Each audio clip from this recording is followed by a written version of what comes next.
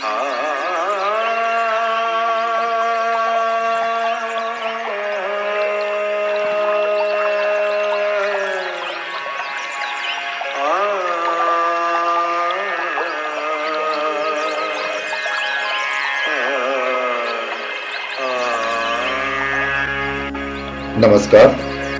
सर्वांचं स्वागत. संगीत समाधी भाग 15. लेखक योगीराज मनोहर हरकरे. या भागात आपण पाहणार आहोत भगवान श्रीकृष्णाची रासक्रीडा म्हणजे काय आणि स्वरांचं आणि योगाचं अचाट सामर्थ्य कसं असतं. या प्रकरणात लेखक सांगतात की भगवान वेदव्यासांनी असं सांगितलं आहे की ब्रह्मापासून सप्तस्वरांची निर्मिती झालेली आहे. ब्रह्मदेव म्हणजे कोणी देहधारी व्यक्ती नाही. ब्रह्मदेव म्हणजे विश्वाची उत्पादक शक्ती. बृह म्हणजे फुगणे, म्हणजे वाढत जाणे, आणि या शब्दापासून ब्रह्मदेव शब्द बनलेला आहे. आजही विश्व वाढत आहे, वाढत आहे. एकम सत विप्रा बहुधा वदंती, अर्थात एकच चैतन्य शक्ती संपूर्ण विश्वामध्ये वेगळ्या वेगळ्या रूपात आहे असं लेखक सांगतात. प्रत्येक व्यक्त गोष्ट या विश्वात जी आहे ती पंचतत्वापासून बनलेली असते आणि मग पंचतत्वापासून बनलेल्या प्रत्येक वस्तूला पंचगुण असतात. पंचतत्व म्हणजे आकाश, वायू, तेजस, आप, पृथ्वी, आणि अनुक्रमे यांचे गुण म्हणजे नाद, स्पर्श, रूप, रस आणि गंध. गानयोगी जेव्हा गातो किंवा वाजवतो तेव्हा त्याचा प्रत्येक स्वर पंचगुणात्मक असतो, म्हणजे पंचगुण दाखवतो. भगवान गोपालकृष्ण हे सुद्धा योगी होते आणि म्हणून ते जेव्हा बासरी वाजवत तेव्हा त्यांचा स्वर जिथे जिथे ज्या ज्या गोपीजवळ जाई त्या त्या ठिकाणी कृष्णाचे पंचगुणात्मक रूप त्यांना दिसत असे. अर्थात त्या बासरीचे स्वर पंचगुणात्मक रूप साकार करत असत. म्हणून इतक्या गोपींना कृष्णाची अनुभूती एकाच वेळी येईल. आपण ऐकतो की कृष्ण एकाच वेळी प्रत्येक गोपीजवळ, अनेक गोपींजवळ प्रगट होत होते. ते हेच आहे. कृष्णाचं एकाच वेळी अनेक गोपींजवळ प्रगट होणं म्हणजे कृष्णाची बासरी पंचगुणात्मक स्वराच्या माध्यमातून त्या त्या ठिकाणी कृष्णाचंच दर्शन त्या गोपीला देत असे. हेच ते कृष्णाचे सर्व गोपींजवळ एकाच वेळी प्रगट होणे आहे आणि हीच ती भगवान गोपाल कृष्णाची रास क्रीडा आहे. योग साधना करून गान साधना जे करतात ते गानयोगी असतात. असले गानयोगी जेव्हा गातात किंवा वाजवतात तेव्हा त्यातून प्रत्यक्ष राग रागिण्यांची रूपे साकारू शकतात. आपण जे ऐकतो की अमुक राग आहे, अमुक रागिणी आहे, तिचं स्वरूप असं आहे, रागाचं स्वरूप असं आहे, ती केवळ कल्पना नसून ते एक विज्ञान आहे. पंचगुणात्मक स्वर आले की त्यातून राग रागिणीचं दर्शन होऊ शकतं.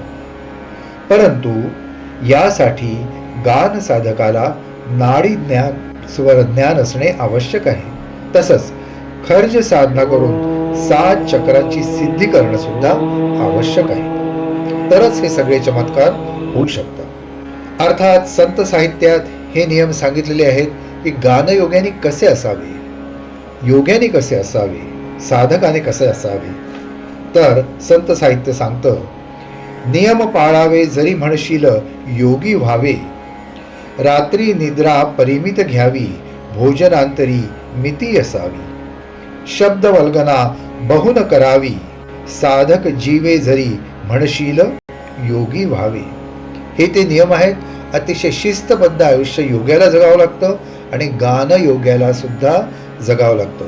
तेव्हा कुठे त्याच्या गाण्यातून असले चमत्कार दिसतील.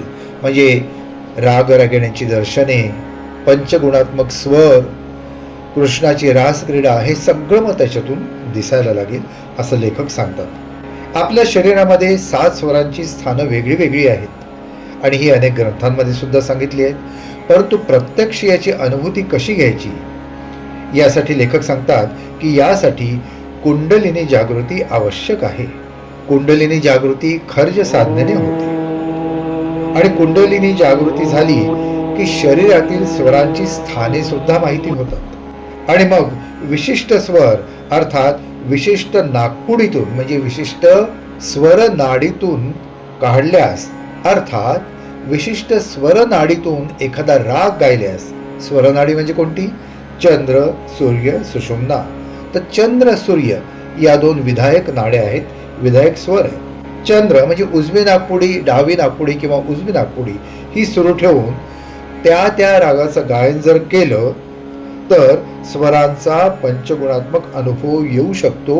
अर्थात गान योग्याला साक्षात राग रागिण्यांची दर्शने होऊ शकतात. याच त्या गान योग्याच्या शक्ती आहेत आणि हेच ते स्वरांचे सामर्थ्य होय. पुढे लेखक सांगतात की खरा योगी काहीही करू शकतो. खरा योगी अगदी काहीही करू शकतो. एका ठिकाणी राहून अनेक ठिकाणी दिसू शकतो, स्वर्गीय नाद ऐकू शकतो, पूर्ण ब्रह्मांडात क्षणात विहार करू शकतो, वगैरे वगैरे. योग्याच्या असामान्य शक्ती असतात. सामान्य मानव त्यापुढे कमी पडतो. सामान्य मानवाच्या शक्ती म्हणजे विज्ञानाद्वारे, परंतु योगाच्या शक्ती म्हणजे योग साधनेद्वारे असतात. आणि म्हणून सामान्य मानवाच्या शक्ती विज्ञानाद्वारे जरी असल्या तरी त्या मर्यादित असतात, परंतु योग साधनेद्वारे योगाच्या शक्ती अमर्याद असतात. आणि म्हणूनच सामान्य मानव आजही प्रकाश वेगाच्या पुढे जाऊ शकला नाही, कारण तो विज्ञानाच्या आधाराने जात आहे. योग साधनेच्या आधाराने जर तो गेला तर प्रकाश वेगाच्या पुढे निश्चितपणे जाऊ शकेल. आणि याच त्या योगाच्या असामान्य शक्ती असतात असं लेखक सांगतात. म्हणून गान साधना आणि योग साधना या जर एकत्र केल्या तर नराचा नारायण होऊ शकतो. आणि ज्या गोष्टी आपण आपल्या ग्रंथांमध्ये ऐकतो किंवा वाचतो की अमुक रागिणी अशी प्रगट झाली, अमुक राग असा प्रगट झाला, हे प्रत्यक्षात याचा अनुभव गानयोगी घेऊ शकतो. हे आहे गानयोगाचं सामर्थ्य, गानयोगाचं सामर्थ्य. आणि ही होती भगवान श्रीकृष्णाची रासक्रीडा, राग रागिणींची दर्शने वगैरे. आणि म्हणून ज्यांना हे संपूर्ण दिव्य ज्ञान जाणायचं आहे त्यांनी हे पुस्तक अवश्य वाचावं. संगीत ते समाधी, सर्व दिव्य आणि अद्भुत माहिती आहे. लेखक ब्रह्मलीन योगीराज मनोहर हरकरे यांनी लिहिलेलं हे एकमेव असं पुस्तक आहे की ज्याच्यामध्ये हे दिव्य ज्ञान मांडण्यात आलेलं आहे.